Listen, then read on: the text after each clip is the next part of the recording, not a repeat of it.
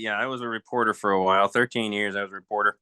There's something about experiencing other cultures. It's different when you go to another country and you can really get in depth and experience a complete other culture. I mean, Yeah. I have an article as well about one of my favorite things to do is going into grocery stores, because that's where you really get the heart of Yeah. another community. You get to really experience, well, this is what everybody in this country goes to these grocery stores, and this is the stuff they buy. This is what they Yeah. see every day. Yeah. Finding the extraordinary in the mundane life. I love that. Exactly. Like one of my things is trying out candy bars and bags of chips. I think it's like going on 16 years ago. I've been doing this every month in my column. So I'm inspired, I think, by family, travel, literature, food, anything and everything. I like to think in my writing, it's like a human connection.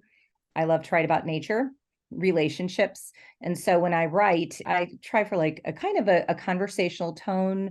And it's also a neat time for me to try out my own creative fiction. So some of my columns, I've created like a little world. It's like these little families live there. And so I've written fictionally about some of their adventures and some of my poetry. It's been a nice place for me just to, put it out there and connect it.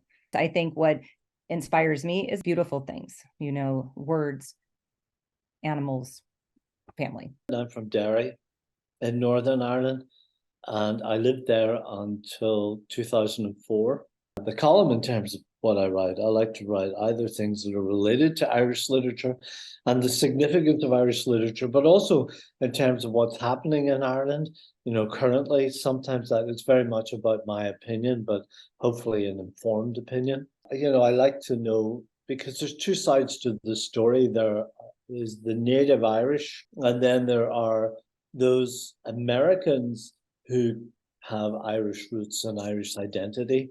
And sometimes those two sides of the stories are very different to each other.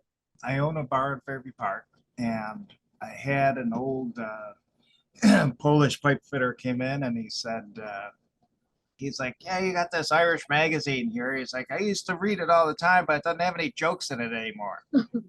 I told that story to John. I sent him over some jokes, and he's like, okay, you're due again on the 8th of the month. If you were to give some advice or tips for aspiring writers who want to kind of like incorporate humor in their work, what would be your advice for them? Well, if you're not funny, steal somebody else's jokes. Okay. That's what I do. Okay.